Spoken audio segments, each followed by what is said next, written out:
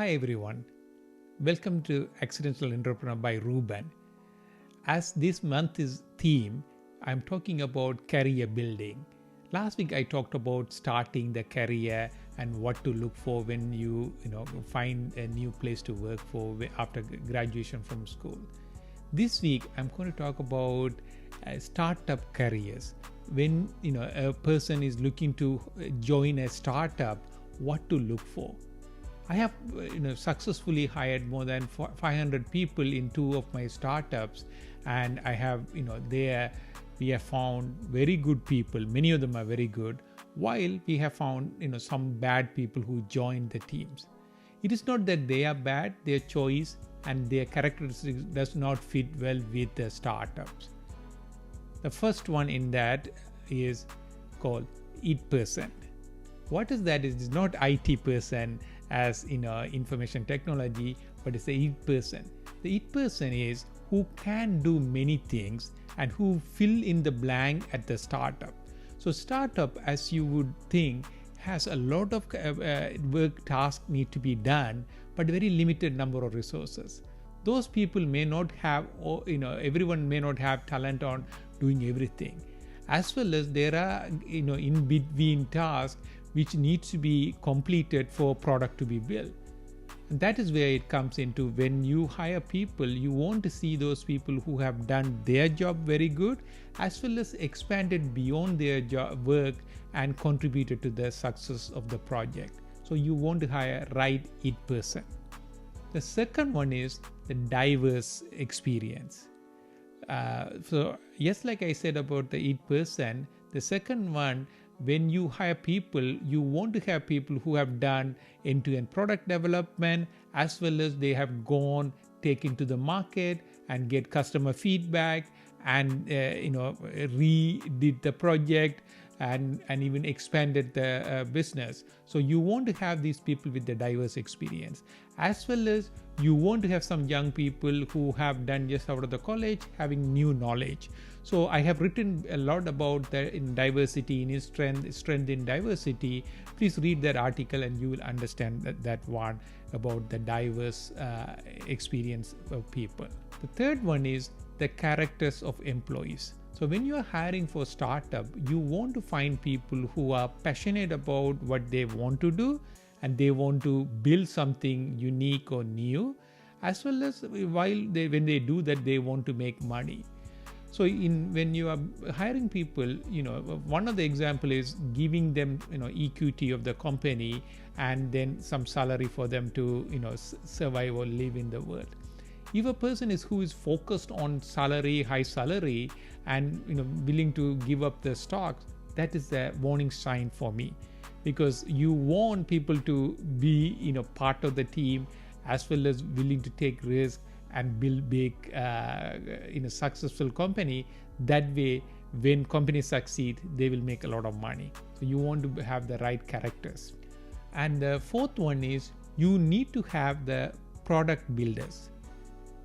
Any startup is not a R&D, research and development part only. So we need to build product, we need to sell product, we need to make money. That's the only way we can survive. In big companies, there are opportunity for people to do work on a research project which may not see the light of the day in light of the tunnel and go to market. But here, every project we work on, it has to be successful. So you need to have people who have built product and they can transition that experience here. Next one is industry experience. In industry experience, where you have sometime when you had to go through manufacturing, you had to go through negotiating with the vendors, you had to go through working with many different aspects of that, and when it comes together, you make it a successful product. So that is where the academic people are great at thinking, but you need to have people with industry experience who have built products. So that way you will be able to help and they will be able to help you build the company right. One of the aspect of the startup world is change. Change is constant. I remember when we were doing the project in both of the companies, first 3 to 6 months we continuously change the architecture, continuously change the foundational thinking. But still we have the same market we are going after, but we continue to think about it. And there was one young guy who joined our team, used to complain, my gosh, how much change you guys are going through. I don't know how we are going to be able to manage, keep it in our head. But that is going to be happening. So you don't want people who get frustrated with changes, because you want people who can appreciate, thrive, and even come up with the better idea and to build the product. So that is important, to have the people who can manage and work and empower in the changing environment. The next item is customer-centric thinking. So if you look at it, when we had to look at the product we build, as I said earlier, we need to be able to go to the market. And when there are feedback from customer, we need to listen to them. A lot of people ask questions and then they come up with their own answer rather than waiting for customers to provide answers.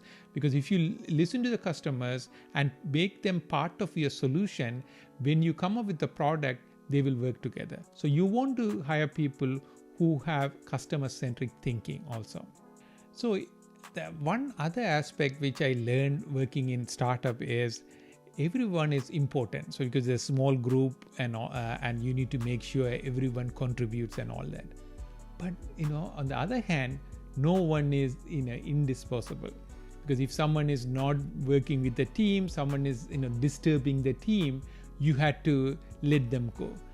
I had to fire about 3 or 4 people in both of the companies early in the stage, because they were not the right team players or they were disruptive to the team. So the way I look at it is, everyone is important, but when things don't work out, you have to make the change fast and move forward with that.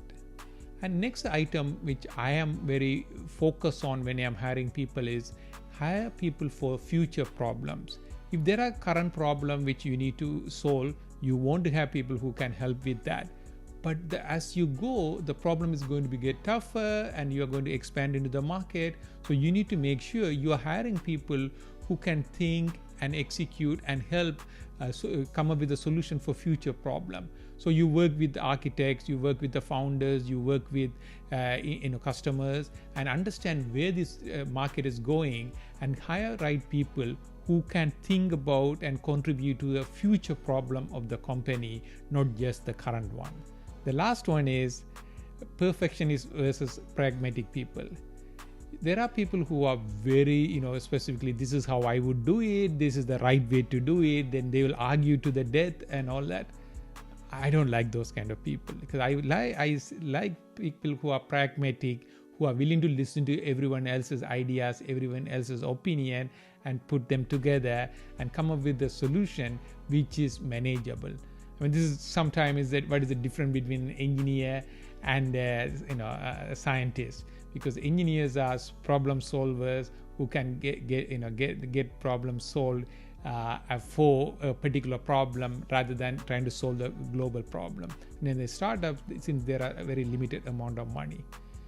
So if you look at all of these 10 items, it is important to hire the right people from the beginning and make changes quickly when need to be, and then go to success as a team and appreciate all of their talent. That way you will be able to be successful. Thank you.